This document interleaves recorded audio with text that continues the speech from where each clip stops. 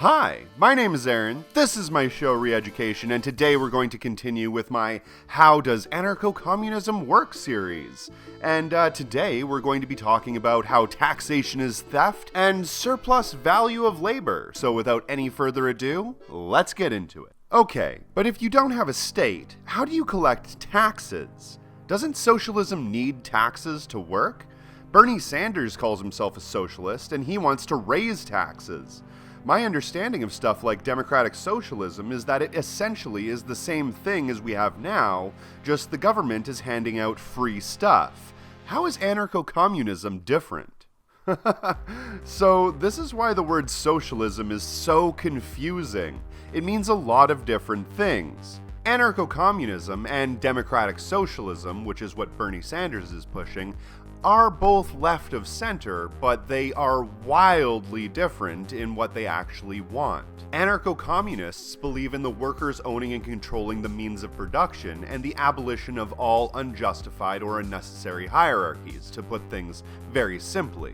Democratic socialism is basically capitalism with a welfare state, and that means that the government gives out free healthcare and education, but you still exist in a capitalist system, so it's not actually free, you pay for it through those taxes we were talking about earlier. And the politicians are the only ones who know where that tax money is actually going, so they can funnel it basically wherever they please. Those systems always tend to erode back to standard capitalism over time. But anarchists, like me, believe that taxes are theft, just like libertarians. Wait a second, hold up. So I'm currently a minarchist, a right-wing libertarian, as I mentioned before. But it absolutely blows my mind that a communist would say that taxation is theft just like me.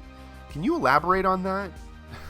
Absolutely. So taxation is basically a fee that you have to pay to do things like keeping the roads kept up, maintaining the infrastructure, making sure that the national parks stay healthy, and so on and so on. Those are all great things, but why are those transactions treated any differently than any other? Why don't we get a say in what the tax money goes to, and what resources are spent where? Why don't we get to choose what parks are in our neighborhoods, or what materials they use to build government buildings? If taxes were truly fair and not just a way for politicians to funnel money into their pockets and the pockets of the owner class, then we would get a breakdown at the end of each month telling us exactly where each tax dollar went. But we don't get that, do we? Instead, we're being told that they're spending it in certain places, but we have no real way of knowing if that's actually beneficial or it's going to the things that we want it to. But taxes are only the tiniest tip of the iceberg. The extraction of surplus value from your labor is the real theft. Surplus value from labor? What on earth is that? Well, the extraction of surplus labor value is really something that you want to understand if you're going to really know how important owning and controlling the means of production really is. This is how it works. Every time you work for an employer, it has to be beneficial for that employer to hire you. That means that they have to be making more for the work that you are providing them than what they are paying you to do that work. This is what capitalists call profit. The amount of money or value that is extracted over and above what it costs to run the business. Essentially what it costs to pay the worker his wage, the administration fees for that business, and all of the tools and materials needed to complete the job. Everything over and above that is called surplus value. For example, I'm a construction worker by trade, and when I was an apprentice, I would get billed out on jobs at journeyman rate. That means that I would be making a first year's wage, which was around $10 an hour at the time, but the construction firm I worked for would charge the client almost $100 an hour for me to be there. And that was just for my personal labor, like I was saying before. That did not include the material or the overhead, which is the amount of money that it takes to run the business, keeping the lights on, paying staff, and that sort of thing. That means that the owner was personally pocketing 90% of my labor value. He made $90 sitting at home for every $10 I made actually doing the job. Surplus value, or profit, is a cherished resource. It's what allows capitalists to get rich off the sweat of your labor. So think about it this way. If a CEO was to not use a first or second year, but instead a journeyman construction worker, along with the best possible materials, he'll only receive a small amount of profit, or surplus value. But if that CEO hires a second-year construction worker and buys inferior materials, he'll make a larger profit. This is what we call a race to the bottom.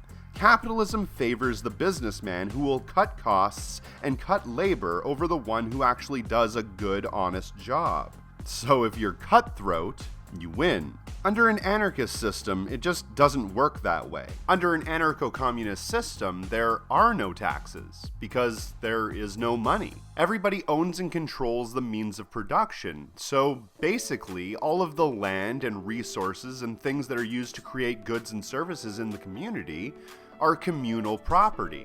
They are owned commonly among all of the people. And as part of being able to live in and enjoy the benefits of that society, you have to provide a certain amount of labor to that society to maintain things and to keep them up. And that includes resurfacing roads, planting trees, maintaining all of the parks and the pipes, making sure that the fish are fed and the flowers are watered.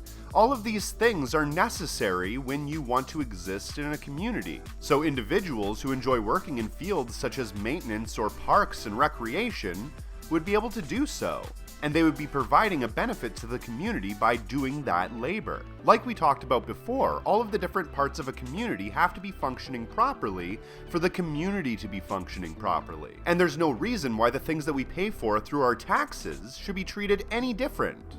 But capitalism doesn't treat those things that way, because the ones that own and control the means of production only care about their private property. They don't care about the public spaces. They don't care about the roads or the parks or the fountains or the pipes. It doesn't matter to them. Big businesses will lobby governments in small communities to insist that they're the ones that get fresh water while the rest of the community has to suffer. Unfortunately, under a capitalist system like right now, we honestly do need taxes, and without them we wouldn't have things like roads or schools or anything at all. We already know that private capitalist businesses are just not going to provide those things for us. And yes, it's all a shady shell game where they're able to hide money and send it to wherever they actually want, giving massive oil companies and the meat industry extraordinary subsidies, providing grants and tax cuts and exemptions for all their friends, and raising the rate all of the time on people like you. Absolutely, taxation is theft. But the theft of our labor value is an order of magnitude worse than that. It's the difference between a paper cut and a gunshot wound, and you never hear about it because keeping us all ignorant makes us stay quiet. Taxation supposedly benefits you, while the theft of your labor benefits the owners. And there's really no need to wonder why you only ever hear the politicians talking about taxes. At least, that's the way I look at it. If you do get a chance, please, hey, wait a second. I got merch. I sold out. It turns out that I have to exist under capitalism, so to do that, I must hawk my merchandise. Curious, isn't it? So if you check out the link in the description box below, it'll bring you to a link tree that will have all of my different links, and one of them leads to my merch store on Teespring. So definitely check that out, as well as make sure you subscribe because they're unsubscribing people every single day. Make sure you hit the little bell button because you know that they're not going to tell you when I release a new video. And also sign up for my Patreon because I make exclusively anti-capitalist content, and no capitalist business is ever going to become a sponsor for this show. So make sure you do that, and thank you very much for watching. Have a nice day.